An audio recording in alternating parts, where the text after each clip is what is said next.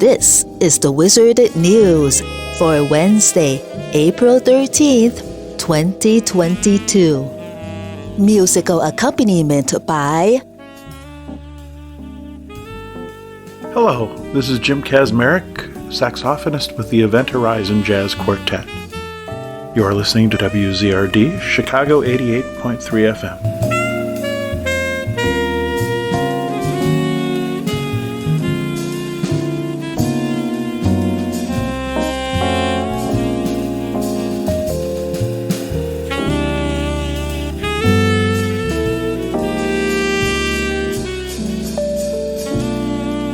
More than 3 months after the mysterious deaths of 2 black women in Bridgeport, Connecticut, a bill advanced to the full legislature requiring police in the state to notify the family of a deceased person within 24 hours of identification.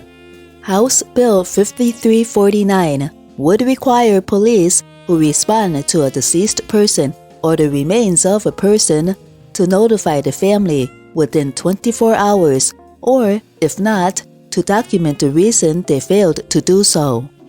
State Senator Dennis Bradley, a co-sponsor of the bill, called it a no-brainer.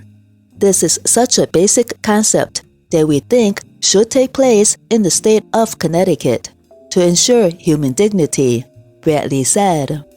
This piece of legislation, although at first glance sounds pretty fundamental, will be monumental to ensure that we make a bridge between police departments and families. The bill's advancement comes after Lauren Smith Fields, a 23-year-old college student, died on December 12th in her Bridgeport apartment after meeting up with an older man earlier that evening.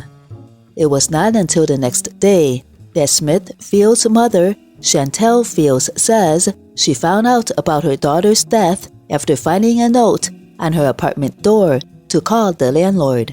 "How do I not get any notification that my daughter passed away?" Fields questioned in an interview with Yahoo News in January. It was only after the family called police after speaking to the landlord that Smith Fields' family was notified of her death. Darnell Crossland, the family's attorney, alleged that police failed on the first day of the investigation. There's a typical protocol that's followed when you have a situation like this, Crossland told Yahoo News. If you have a husband or wife or boyfriend or girlfriend call the police because one of them is dead, typically the person who is surviving is pivotal to the investigation. Most times, they are looked at as a suspect because they were the last person with the deceased. And in this particular case, the police have been very hesitant to even call this person a person of interest. The man Smith Fields was last with, identified by her family as Matthew LaFountain, called the police the morning after their date to say she was unresponsive. He was never detained and has yet to be named a person of interest in the case. Another Bridgeport woman, Brenda Lee Ross, 53, went to visit a male friend near her home on December 11th, but never returned, according to Newsweek.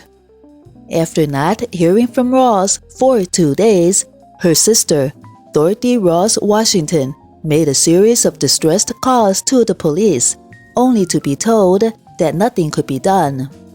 It was not until Washington and 2 family members went to the friend's home that they were told that Ross had died in her sleep a day earlier, on December 12th.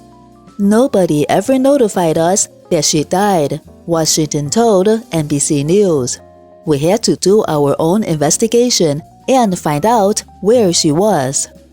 After an investigation, the Office of the Chief Medical Examiner determined that Ross died of natural causes, WVIT reported. "We have to streamline mechanisms that we can get to the Inspector General easier with these cases, because if we're not, we'll be lost in the red tape and we'll be having a bill with no teeth," said Crosland, an attorney also representing Ross' family. Source: Yahoo News, April 9th, 2022.